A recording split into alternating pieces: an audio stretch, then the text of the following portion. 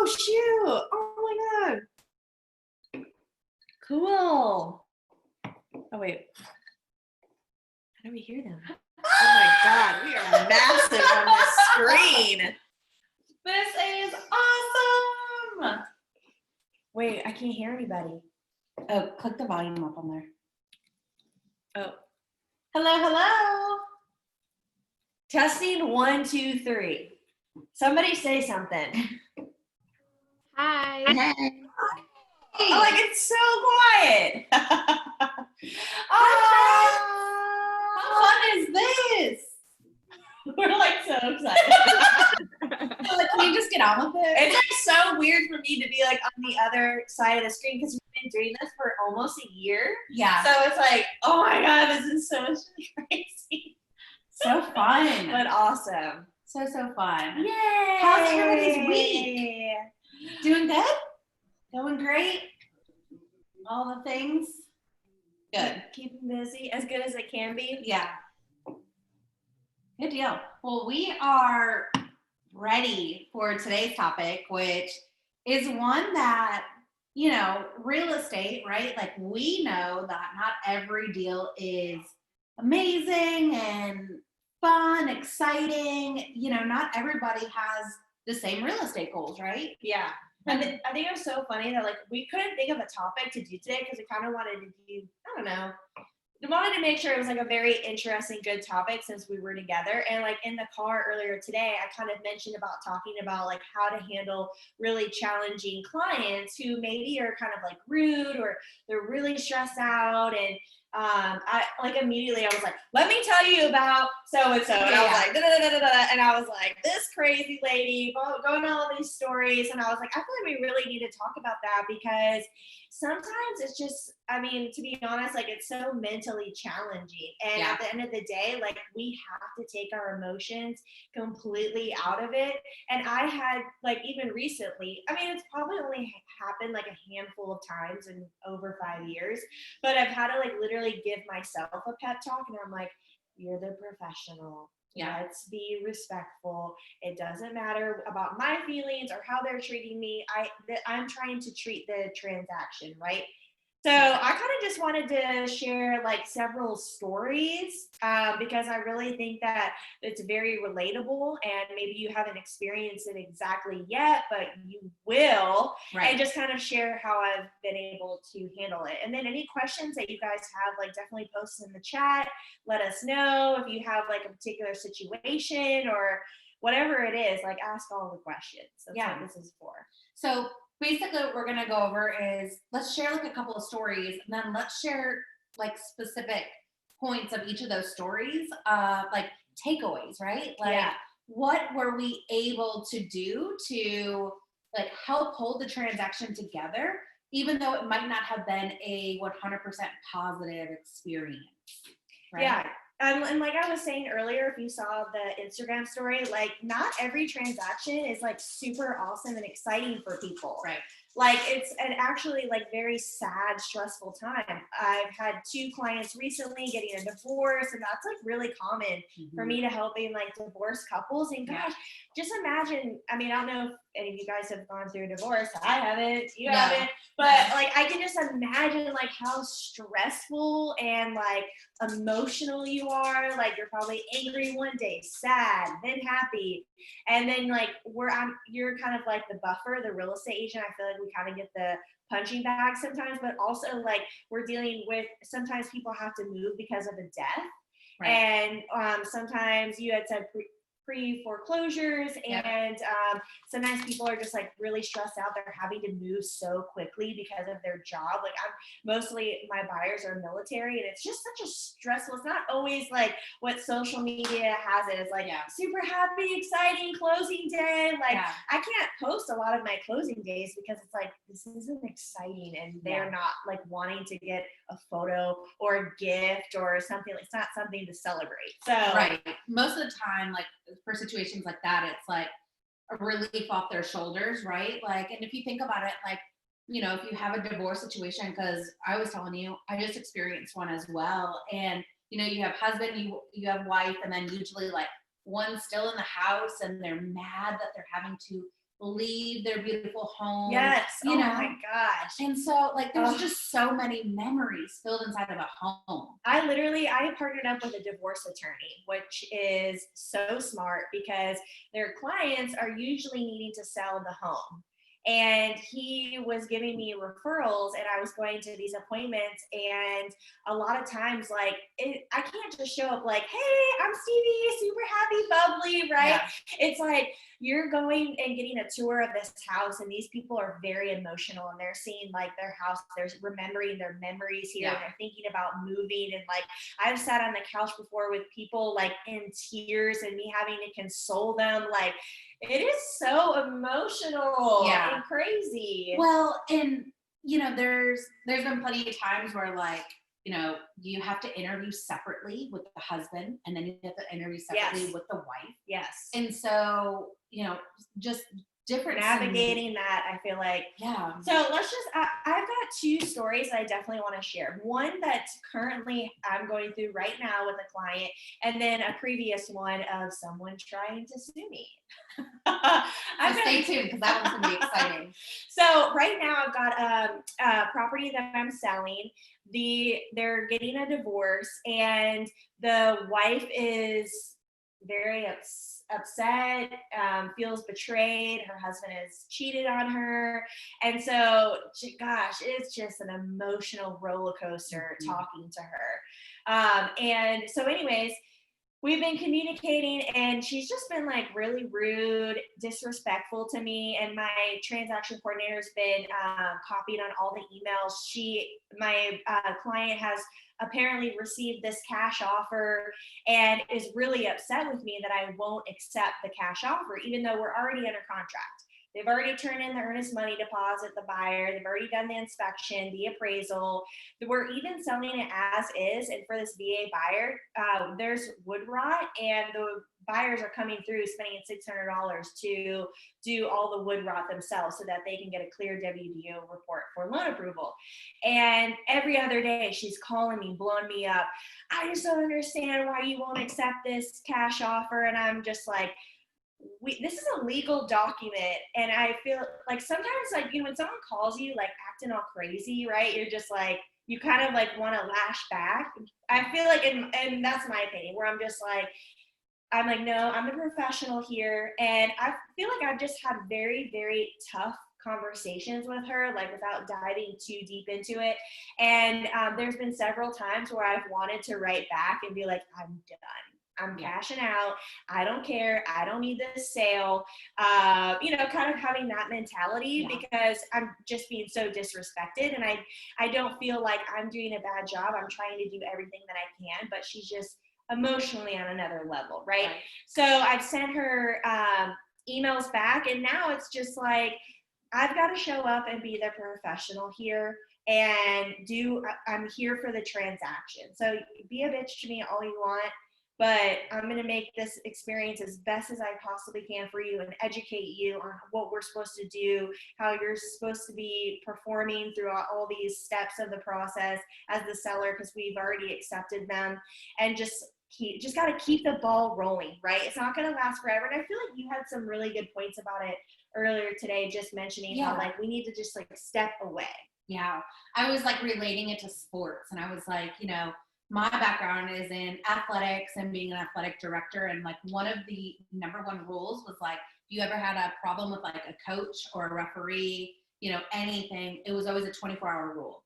And so I love that. The parent could not, you know, contact the coach or the official or, you know, anybody for 24 hours after the incident, just to, you know, kind of decompress, like, you know, get back to, you know, like normalcy, right? Like not because like she, so overwhelmed. Like, for example, she sent me an email like 10:30 at night, and I was like pissed, and I was like about to be like write her a crazy email back, and then I'm like, okay, we're gonna sleep on it. And then the next day, I was so glad that I did. I was like, I'm so glad that I didn't come to her level and lash out on my emotions and took a moment for myself. And I don't know, like, have you guys dealt with this yet? Like dealing with someone who, you know, they're going through extreme life changes and like taking things out on you, and having to like take a step back. I've had to give myself many pep talks about it. Yeah.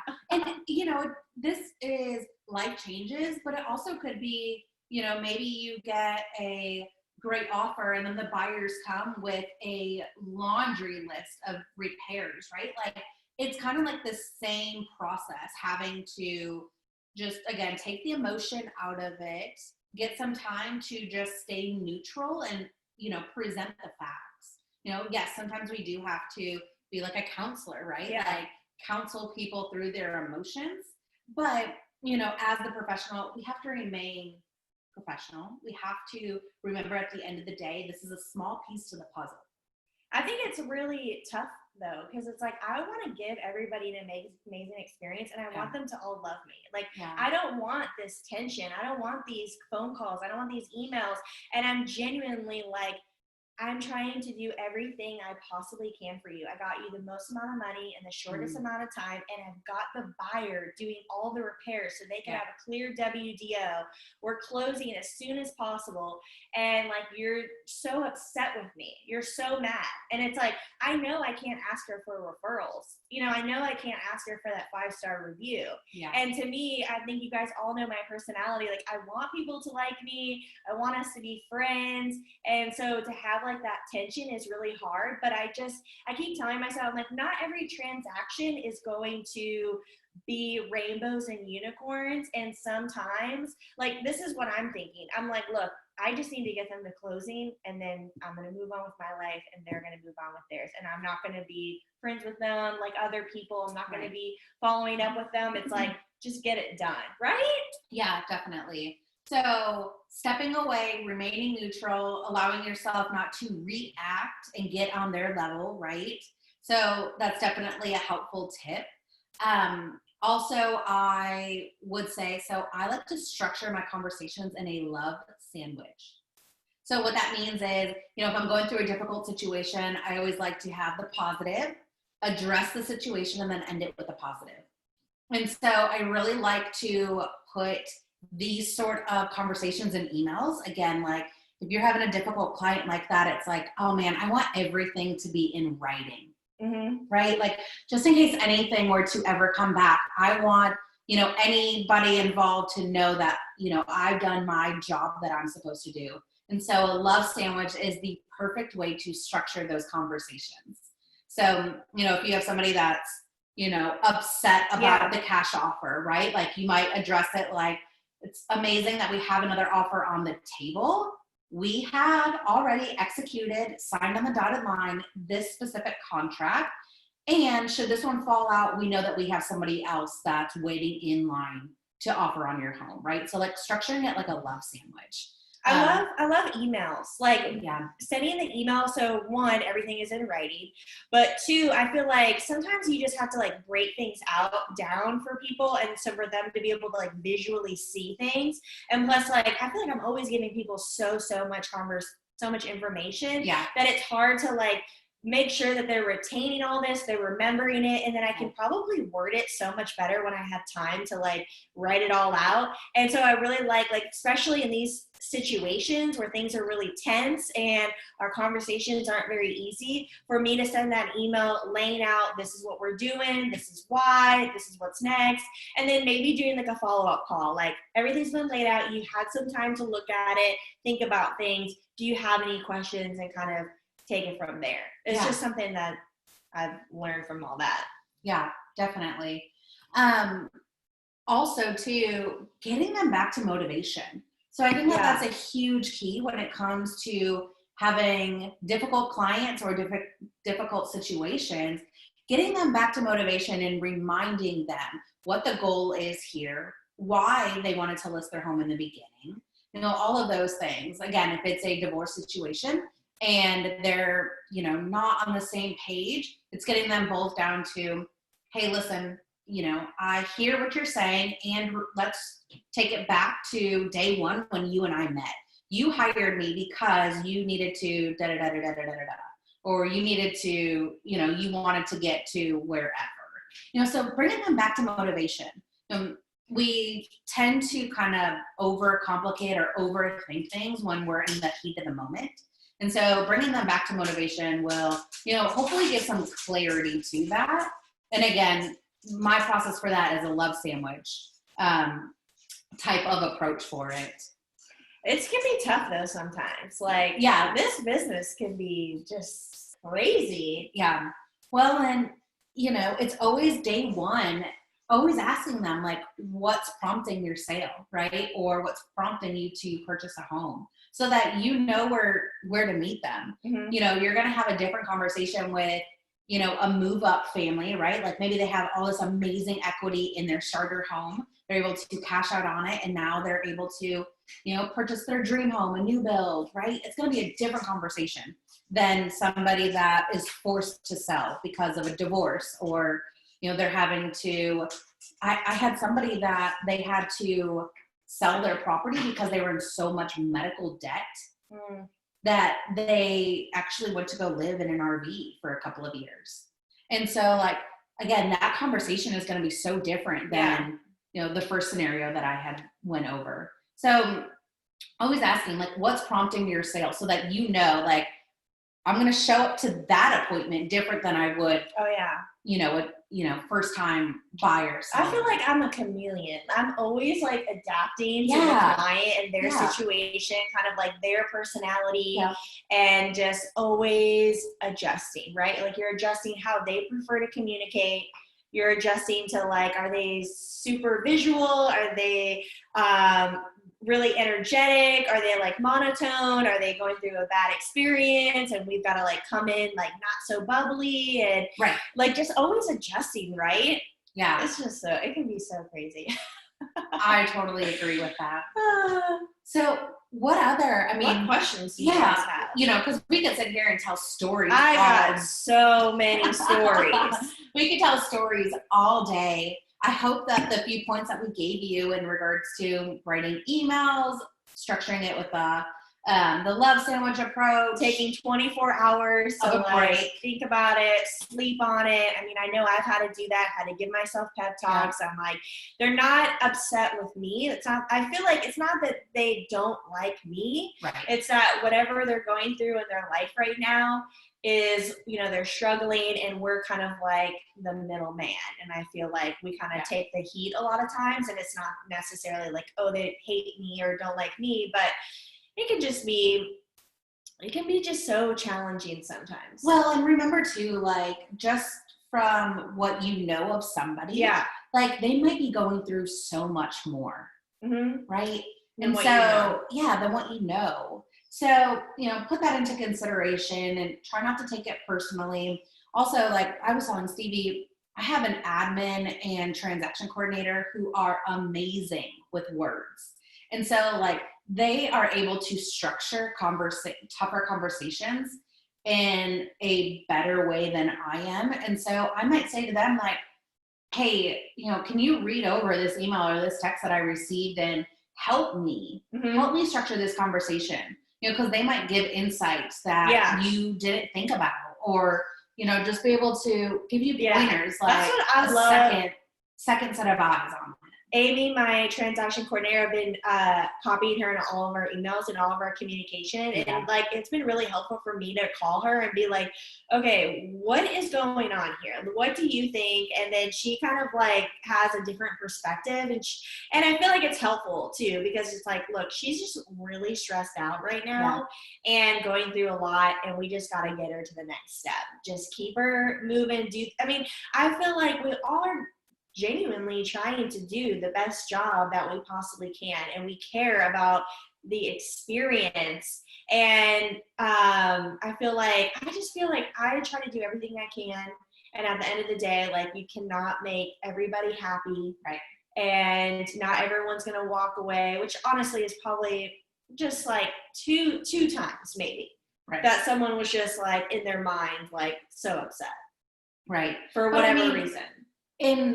And it's okay, right? Like, it's okay not to have the most positive, right? Like, sometimes you just can't help people. And I was telling Stevie, I have a super negative seller right now where I'm like, do you want to sell your house or not? Just because the things that he says, or he'll decline showings based upon a feeling that he has, like just different things. It's wild. And I'm just like, okay, like I can't control him and I can't control his emotions.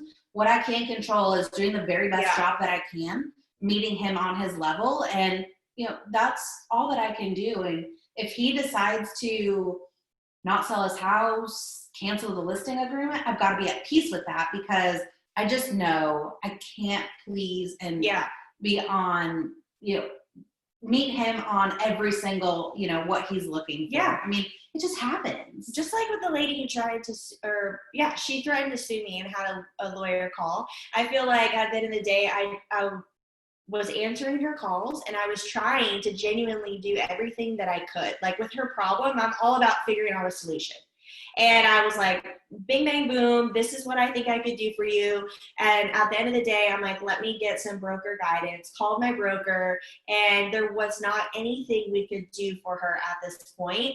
And I just kind of had to lay it out for her. And I was like, I know you're upset, and I'm really sorry that you're so frustrated and you're having this horrible experience. But, you know, I feel like it's a really long story, but like, called me like 6 months after closing, after a repair that we had it repaired by a license or by a technician, had it re-inspected, had given her a home warranty, and then came back and said like the coils weren't clean after 6 months and wanted to sue me. Like, it's just like, you have no leg to stand on, but I have to deal with this now, right? So I still was like, what can I do? Let me call the technician. You just gotta like try to come up with solutions. I genuinely care. So I was trying to figure things out for her, see if there was anything I could do to help her. And at the end of the day, there wasn't. My broker was like, you have to be firm with her and just let her know, because it's like she's trying to get a new AC unit out of us, and that's not happening. Yeah. And I feel like it's gonna happen. Like, you're going to move someone in, something's going to break, and they're going to come after you because that's just like an easy target. And it's a hassle. And I remember telling a couple people this story, and a couple realtors were like, yeah, I've had someone threaten to sue me. And it's just like, it's a hassle because you just cannot make everybody happy. And when you're buying a resale, things might happen after you move in. They check out during the home inspection, but you sign off on that line and now it's your house. Right. But one important thing that you just said was that, you know, this lady brought this problem to you, and the first thing that you said is, what can I do to make this right? Yeah. Like, ask that question. I mean, there's nothing, and if you can't do, you know, sometimes they don't have an answer, and it's like, well, I would love to help you. If you think of anything that I can do to make this, you know, a 10 out of 10 for you and make it 100% right. So even after she like yelled at me and was so upset, I still even said that. I was like, look, I know you're upset, but let me know if there's anything. And then I got a nasty email of her saying, I will never refer anyone to you ever again. And like, that's gut wrenching for me. I'm like, oh my gosh, I can't believe this person just like despises me because she thinks her coils aren't clean. Like, what? I can't let that affect my mood because it's so crazy. Again, you know, like, you can't please everybody, and you just have to be okay with it. You know? I mean, y'all, let me know in the comments. Like, you've had situations like this happen before, right? For sure. Now, let's address reviews. So when I know that a transaction, you know, didn't go 100%, it wasn't an 11 out of 10 experience. You know, if I know that, I'm not asking for reviews. I'm just not asking for them. Instead, I'm saying, hey, I love the opportunity to serve you, and I know that this was a little bit of a bumpy road. Yeah. However, I would highly recommend that you please, you know, tell me what I could have done to make this a better experience. I just want to know so that I don't have to, you know, encounter this for somebody else again, you know, something like that. But I'm not asking every single person for a review, especially if I think that there's any sort of, you know, negativity there. At the end of the day, like, things happen in transaction that are just like completely out of your control. Yeah. But if you still show up as that person that's like trying to figure out solutions, communicating all those things, I know so many transactions that haven't gone perfectly, but I've been like, let's do this, let's do that, let's figure out a solution, I'll pay for it, whatever. Like, I'm paying for doggy daycare today for this lady. Like, you just figure out solutions. Like, not ideal, you know, but things happen. But I still think at the end of the day, you could still ask for that review because they saw the effort there and they realized like things aren't going to be seamless. But like, for example, this lady who chews me out every other day, I do not care to have a review from her. And so like, it's like, that's okay. That's fine. Yeah. Like, you just got to live with that. And also, like, in the emails that go out, it says in there, it might not go out to everybody. Like I said, like, I don't send it out to everybody. If there's a negative experience there, just something went completely wrong. Like, I have somebody, it was a for sale by owner a while ago, and I'm like, I hope I never have their name come across my phone or my email again, right? Like, you just have that.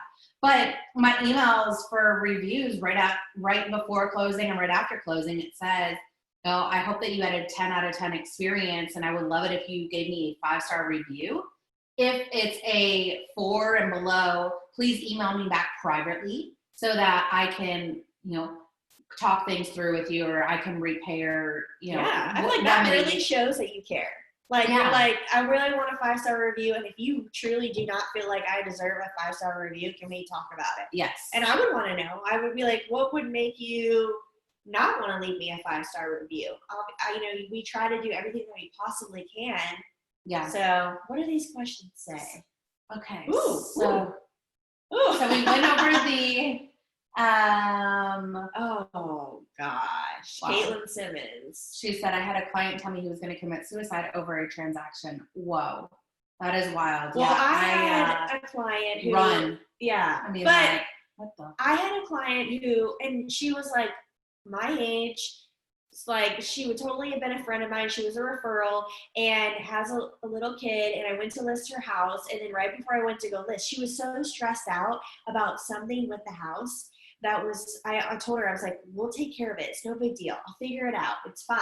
Like, no worries. But she stressed out about it so much in her mind. And keep in mind, like, she's like my age, and she ended up going to a mental hospital right before I listed the house. I mean, maybe there was some like underlining things that I just don't know about. Yeah, I'm sure there was. Literally, like, they weren't in a good financial situation. They really needed the proceeds of this house, and money can make people do really crazy things. They had a family, and, you know, I found out about that, and she was just beyond stressed out the entire time. And I think that's something I can't control. I tried to tell her, I was like, I'll handle it. It's no big deal. And guess what, you guys? Nothing happened. And she made $100,000 off that property. Yeah. She stressed out about nothing. Yeah. I mean, and that's the thing too. Like, you know, we just have to remember, like, remain neutral. Yeah. People probably have something else that's it's so hard though, because you get all those emotions. You're like the therapist, and you're trying to help them through this process. Not like a therapist, like, you hear the problem and it's like, bye, our hour's up. It's like, no, we've got to work together now for 30 days or however long it takes to get under contract, and then 30 days. So it can be tough. That's why I drink. I don't like, now, like, me, like, sharing these stories, I'm like, oh my, why do I do this job? It's so crazy.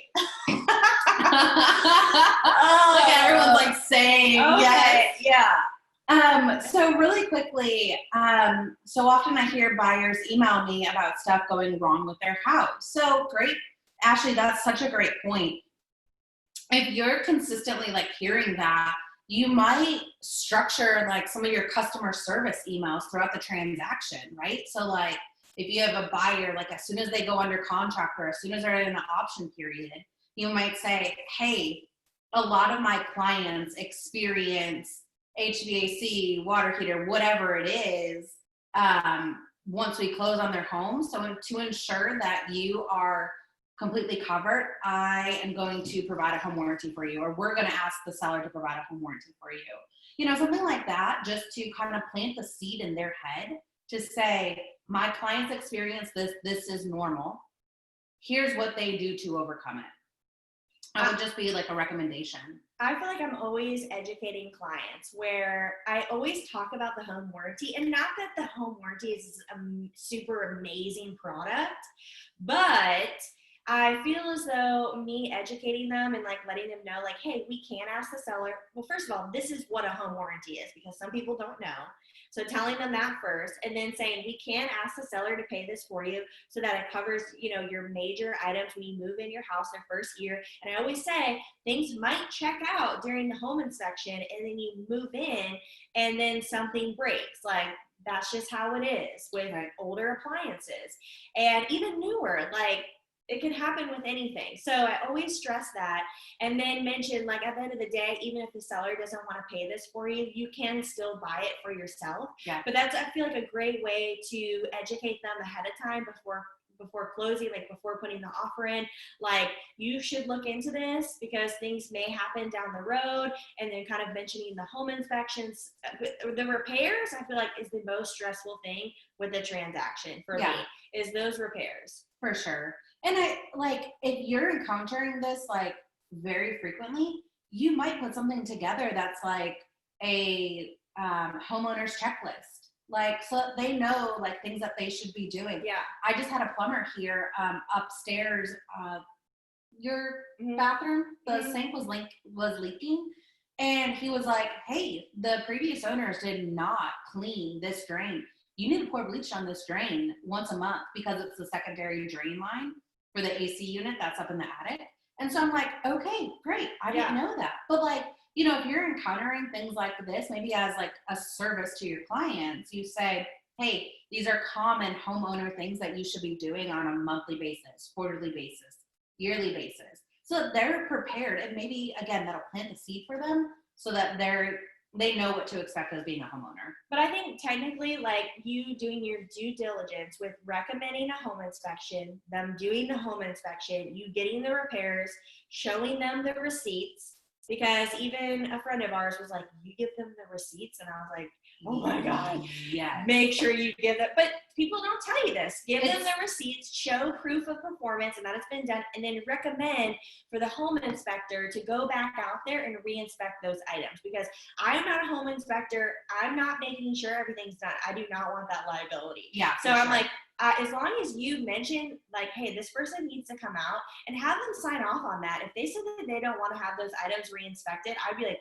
you need to sign here. Yeah. Because I want to remember this when you call me in 6 months and be like, remember when I told you about that re-inspection and that you're pissed off now about this repair? Well, I had recommended it and you signed off on this.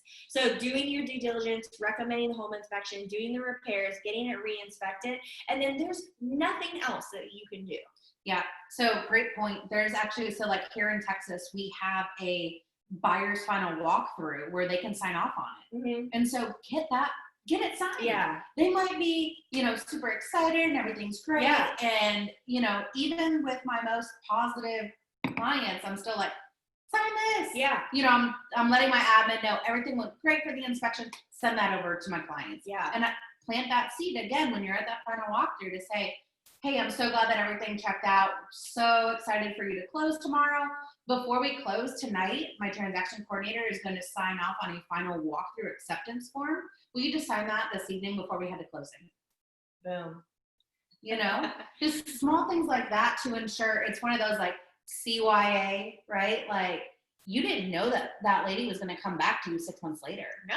Like, and would you have thought that? No. So I did my due diligence. I did all the things I was supposed to do, and we just can't help crazy sometimes.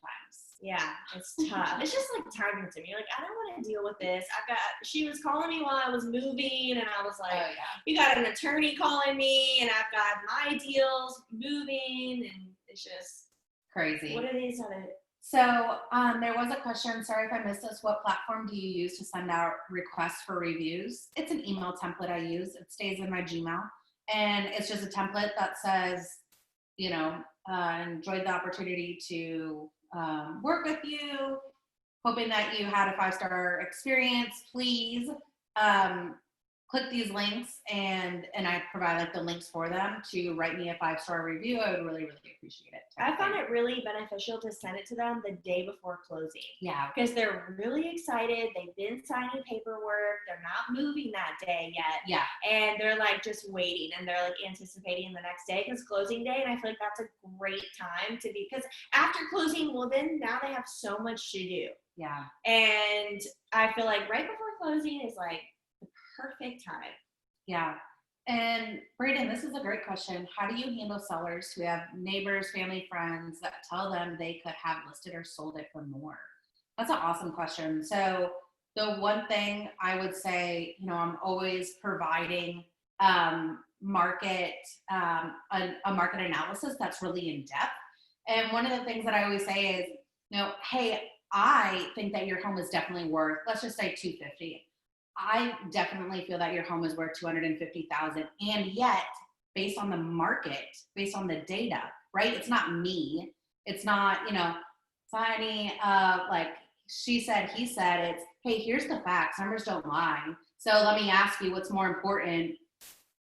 Selling your home, listing it at the top of the market and having it sit there for weeks, or listing it at market value, potentially the opportunity to have multiple offers and net you more than that list price, right? Like, you're hiring a agent, you're hiring a professional for a reason. And while I certainly love that you have family and friends who are just as passionate about you getting top dollar, I'm also passionate. However, my job is to sell your home, not to have your home sitting on the market.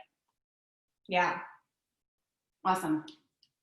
I had to have one come back to me 5 years later on a septic. Oh my gosh, Elizabeth, that is cray.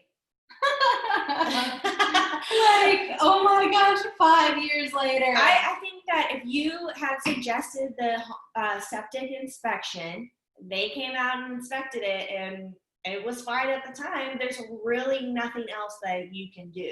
And 5 years is a long time.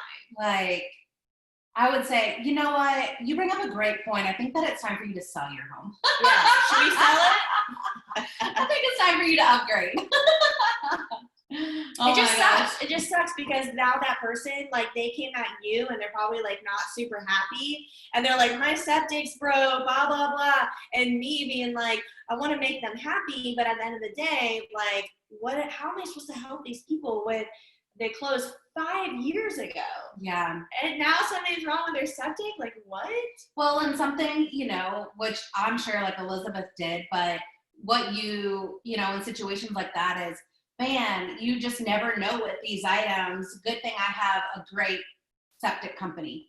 Here's their information, right? Like, just because like it happened, like it's not your fault, right? Like, it doesn't mean that you're responsible for it, but you feel like it. You feel like it. Yeah. So here's contacts that I have that can help you, get it back to working condition. So. Oh man, her comment. Who knows, 5 years. Oh, that's great. Oh, shoot. All right, y'all. Well, I hope this was beneficial. Oh, yeah. Time just goes by so fast on these calls. I don't know if anyone else feels that way, but it's just like it goes by so quick. I see Brantley. Oh. Hi, Brantley. Oh, look at Elizabeth's husband. Oh my God! I love this. She's like, what? She's like, why don't you make yourself useful and give me another glass of wine? Oh my gosh, I love it. This is so great. See me? What's that? I thought I had my stuff, the thing on. Y'all can see us? Yeah. Hell. Oh my gosh, I'm cooking dinner. Yeah, okay, it's fine. Sorry. You're cute, girl. You're a cute girl. We're back on mute. Nothing to see here. All right, y'all, let's take a quick pic. We're together. Okay, ready? 3, 2, 1. Tag us. Okay, we are off to get some tacos and margaritas. Thanks for joining. I'm so happy. I was like, I hope people come on tonight. We're like super excited. So I'm so happy that Hopefully y'all we made join. this conversation like a little bit more positive, even though it might not be positive conversations that you're having to have with these clients. But hey, you Well, know, and like I feel like it's so helpful for me personally, like having real estate agent friends, yeah, and then like realizing, okay, like this is normal, and this is like day to day. This is how it is. Like even you being like out and about today, like she's trying to like take off because I'm here, but like it's like craziness, checking an offer, trying to do this and that, and I'm like, okay, yeah, this is normal. Like it's just so helpful. So I hope that like us sharing our stories about, you know, challenging situations and clients, like that you realize, like, I mean, and I bring this up with other people too, and they're like, okay, yeah, well, let me tell you my story. And it's like, it's normal. Yeah. We want to handle it the best way that we can. And so I hope this was helpful. Well, y'all have a great night. Enjoy the rest of your week. And yes, spicy margaritas. I'm going to go drink. Bye, y'all. Bye.